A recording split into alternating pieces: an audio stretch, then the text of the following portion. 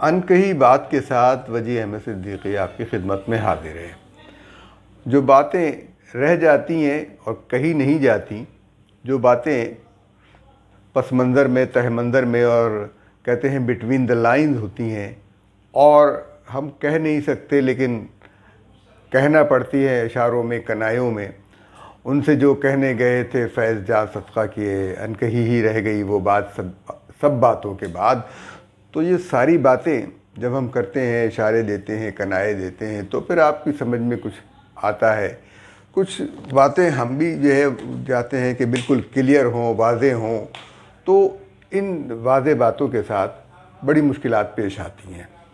کچھ لوگوں کے ماتھے پہ بل آ جاتے ہیں، کچھ لوگ حقائق کا سامنا نہیں کرنا چاہتے، کیونکہ پاکستان کی سیاست میں ابھی بلوغت کی کمی ہے۔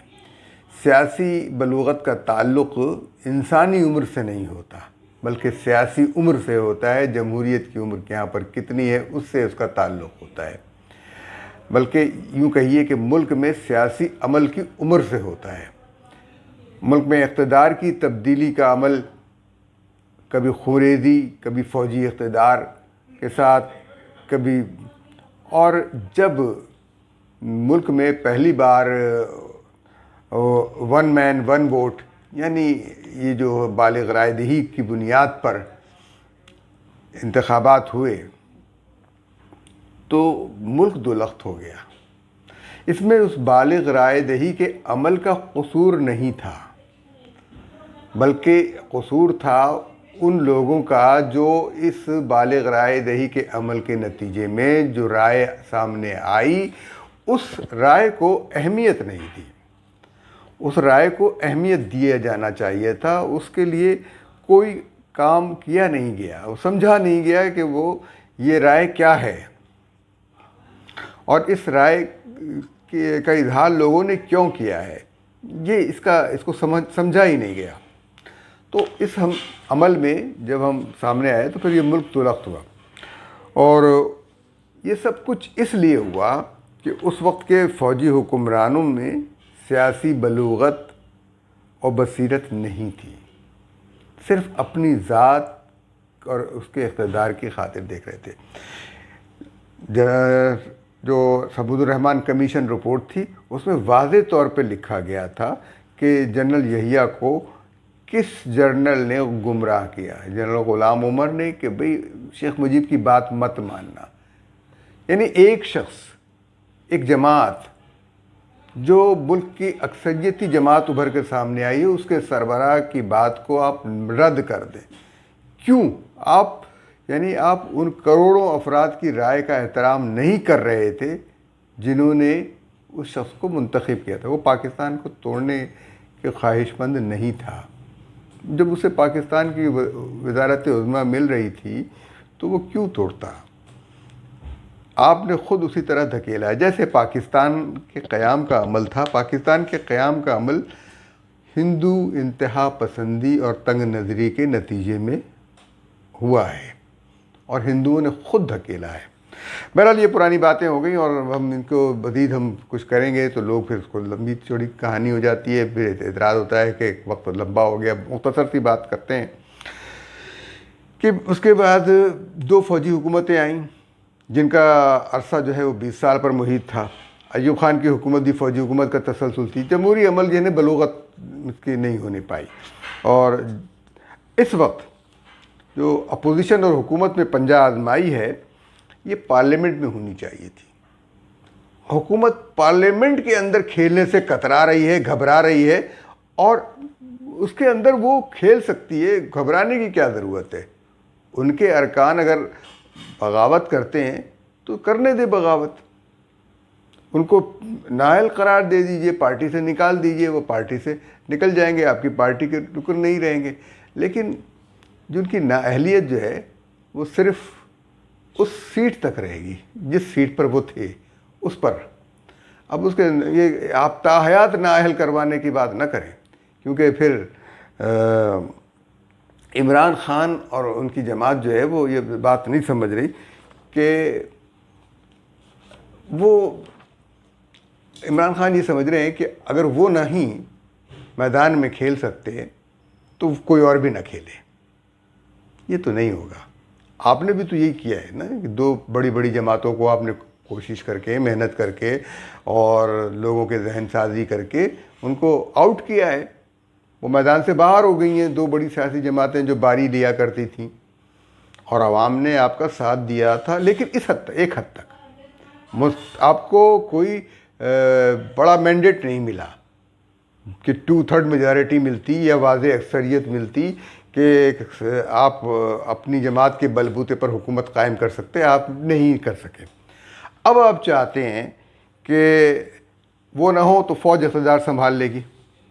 आपकी सोच, उनकी सोच, बल्कि पीटीआई की सोच न सिर्फ गलत है बल्कि फ़ौज के लिए भी नुकसानदेह है। फ़ौज को भी ये सोचना होगा, क्योंकि फ़ौज अगर सियासत से बाहर निकलना चाहती है तो उसे ये काम बतदरीज करना होगा और वो किसी सियासी अमल में मदाखलत न करे, बल्कि किसी फरीक को सियासी खिलाफ ज़ाब्ता फाउल प्ले भी न करने दे। ये करना पड़ेगा इसलिए कि अभी वो सियासत के मैदान से निकल नहीं पाई है, उसको निकलना है। तो इस निकलने के अमल के लिए उसको बहुत सारे काम करने होंगे और ये एहसास पीटीआई को दिलाना होगा कि खेलना है, आगे भी खेलना है, आइंदा भी खेलना है। और सियासत के मैदान में जो है ना वो गालियों और गलादतों और इल्ज़ामात के जो पुलंदे फेंके जा रहे हैं वो रुकना होगा। एक बलागत का मुज़ाहरा करना होगा, बालिग़ नज़री का मुज़ाहरा करना होगा। ये बात नहीं होगी, क्योंकि उनको ये इमरान खान को ये एहसास और इदराक ही नहीं है कि उनकी जमात को वो अक्सरियत हासिल नहीं है जिसके बल पर वो हुकूमत बना सकते हैं। सिर्फ इत्तेहादियों की मदद से उनकी हुकूमत कायम है। उन्हें ये भी एहसास होना चाहिए कि उनकी जमात में जो इलेक्टेबल्स शामिल हुए थे उस वक्त भी वो अपना ज़मीर बेचकर, उनके हाथों बेचकर आए थे। वो कोई ज़मीर की आवाज़ पर नहीं आए थे। इतने बाज़मीर लोग थे कि वो ज़मीर की आवाज़ पर आए हों, इस तरह की बात नहीं है। वो बिल्कुल गलत है कि वो आवाम से आप कह रहे हैं कि उनका बाइकाट करें, शादियों में ना करें, उनसे शादियां ना करें, उनसे, ये क्या समाजी बाइकाट? आप जिन लोगों से आप समाजी बाइकाट की तो ये तो इनके बगैर तो उनके अवाम अपनी शादियां मुकम्मल नहीं करते, अपने जनाजे नहीं उठाते इनके बगैर। तो ये कैसे मुमकिन है? ये सारी चीज़ें। और ख़ुद आप बुज़दार साहब नून लीग से लाए थे आप उधार पर। अब बुज़दार साहब को तो मज़े आ गए, वो तो चीफ़ मिनिस्टर बन गए, इसलिए वो तो अपनी हुकूमत बचाने की कोशिश करेंगे, लेकिन कोई वो बाज़मीर शख्स नहीं है। और पीटीआई ऐसे ही इलेक्टेबल्स पर मुश्तमिल, जो बेचारे उनके पुराने लोग थे वो कहाँ आए, किधर हैं? बहुत सारे लोगों को आपने खुड्डे लाइन लगा दिया है। बहरहाल आमिर लियाकत बड़े जनाब, एक छोटा सा पिद्दा जो है वो लीडर बना फिर रहा है, तो वो उसको मुत्तहिदा में उसकी कोई हैसियत नहीं थी और एमएनए होने की वजह से वज़ीर बना दिए गए परवेज़ मुशर्रफ के यहाँ, और उसके बाद ये पीटीआई में आ गए और उछल कूद मचा रहे हैं। क्या आवाम उनका बाइकाट करेंगे? वो तो भाई शादियों पे शादियां कर रहे हैं। आप बात कर रहे हैं कि लोग उनको लड़की न दे, वो शादीशुदा होते हुए कई शादियां कर चुके हैं। बहरहाल आपके साथियों में शफकत महमूद और फवाद चौधरी और परवेज़ खटक तो पीपल्स पार्टी के लोग हैं, उनके दिल में अब भी पीपल्स पार्टी बसती है। और फिर कुछ काफ लीग के हैं। ये सारा सामान आपने जिन दुकानों से ख़रीदा था वहाँ आपने पेमेंट नहीं की, तब ये वापस जा रहा है। आपको तवक्को है कि चौधरी निसार आपकी मदद करेंगे, इसलिए कि उन्होंने नून लीग के अताब से परवेज़ मुशर्रफ को बचाया। तो परवेज़ मुशर्रफ को बचाया, आपको तो नहीं बचाया। और आप जब आवाज़ देते रहे तब ये आए नहीं। लेकिन हाँ, आप उस एहसान का बदला उतारना चाह रहे हैं कि उन्होंने नवाज़ शरीफ को उनके अंजाम तक पहुंचाने में कोई कसर नहीं छोड़ी। आपके धरने को डी चौक तक आने दिया, उसमें इनका बहुत बड़ा किरदार है और मुजरिमाना किरदार है, क्योंकि उसके नतीजे में चीन के सदर का आना रुक गया, सी पैक का मामला रुक गया। ये मुजरिमाना किरदार चौधरी निसार अली ख़ान ने अदा किया था। और लेकिन याद रखिए کہ آپ ان کو اس کے انعام و اکرام کے طور پر 1 سال کے لیے پنجاب کی وزارت اعلیٰ دے رہے ہیں، وہ اس پر راضی نہیں ہوں گے، وہ کچھ اور مانگنا چاہتے ہیں.